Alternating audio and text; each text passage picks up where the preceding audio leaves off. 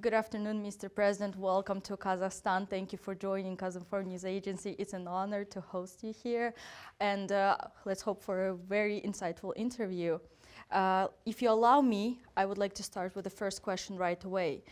This is not your first visit to Kazakhstan. It's the third one, but it's the first one in the capacity of the head of state.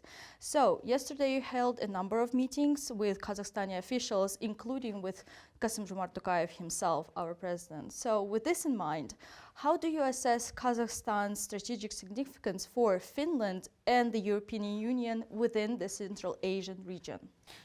I think it's extremely important for many reasons. One, you have a long border with Russia, over 7,000 kilometers. You have a long border with China, and you have an important role to play in Central Asia.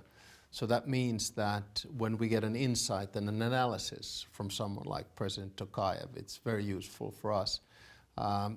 So in that sense, it's good to nurture both a bilateral relationship between Finland and Kazakhstan, but then also, of course, a relationship whereby I can bring some messages from President Tokayev to my European friends and colleagues. And staying within the topic of cooperation and politics, it's important to also address the current geopolitical landscape.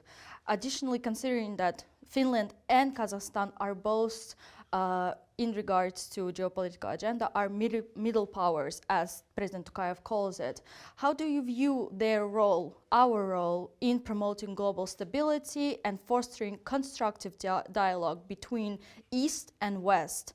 And how would you assess the prospects for strengthening that bilateral relationship between our countries in this context? Well, I think foreign policy is always based on three pillars, so values, interests, and power. And middle powers or small powers like Finland and Kazakhstan, we have both values and interests, but we have limited power. That's for the big players usually. And so we can pretty much be in the back office. We can mediate, we can discuss, we can relay messages. So for instance, President Tokayev is going to the White House next week, and right after that he's going to the Kremlin. So it's a great opportunity for him to get the latest information from both President Trump and President Putin, and then perhaps relay that information to other players. So I do think that we both, Finland and Kazakhstan, have a role to play. And with that in mind, let's move on to another topic, which is economy. The European Union has recently intensified its engagement with Central Asia. From your perspective, what role does Kazakhstan play in advancing energy and transport connectivity between Europe and that region? It plays an important role, and let me just dissect it into 2 points. The first one is that Kazakhstan's biggest trading partner is the European Union, over 50 billion euros per year. Only second is China, and only third is Russia. So the link and interdependence between Kazakhstan and the European Union is important. And now that Europe is detaching itself from Russian energy, both liquefied gas, LNG, and oil, we have reduced it over 80%. We need alternative sources of energy, and that's where Kazakhstan comes into play as an important player. Building more on the broader regional cooperation, I would like to turn to bilateral level and discuss geology initiatives that are currently going on between Kazakhstan and Finland. This reflects Finland's global leadership in the field of geology as well. In what other areas of Finnish expertise do you believe we could further that cooperation and deepen it between our two countries? Well, just to piggyback on the issue of geology, of course, Kazakhstan has something like 21 out of 34 of the critical minerals that the European Union has defined. Finland has 14 out of 34. And on the geology side, we have an institution, GRK, which does a lot of the quality assessment. So I think cooperation in that field is good.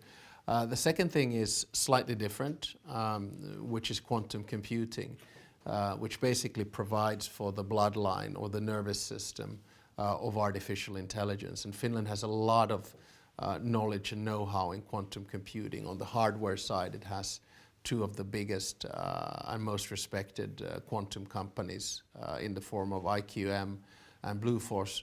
And then on the software side, it has a lot of know-how. So I think there's a lot of cooperation that we can do there when we build supercomputers, which we have done already in Finland. And of course, you have the biggest supercomputer in Central Asia.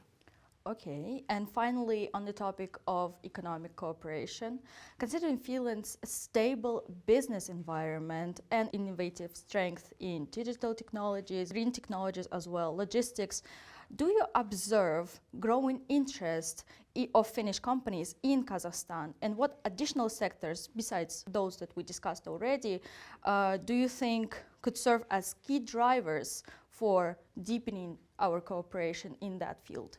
Well, I think by definition there is interest. Otherwise, I would not have 20 European companies, 20 Finnish companies here this week. And they're all big companies that deal with a wide range of issues, from energy to technology to agriculture to food and many other things, machinery among others. I'm always very reluctant as a head of state to give advice to business what they should do and in which field. All we can do with President Tokayev is to open some doors, and then the companies decide what is in their benefit. And last but not least, I would like to finalize this interview with a different but nonetheless very important question. Finland has ranked for 8 consecutive years as the happiest country in the world. Could you share, in your opinion, what are the key factors behind this consistent achievement? Well, I can't speak for 5.6 million Finns, but I think there are a few key elements that are important to happiness. One is this feeling of security and trust in society that we have built for over centuries. The second one is a very close relationship to nature. You know, we love our forests and lakes and archipelago and Lapland and many other things. I think people like that. It's part of human nature. And the third issue, which I think is very important, is education. And with that, openness and curiosity, a will to understand what's going on in the world. And I think those are the 3 basic elements of happiness. Thank you so much for this interview and your insightful answers. And thank you so much for coming to Kazakhstan. We hope to see you again soon, and we hope to see our cooperation to deepen further. Thank you very much.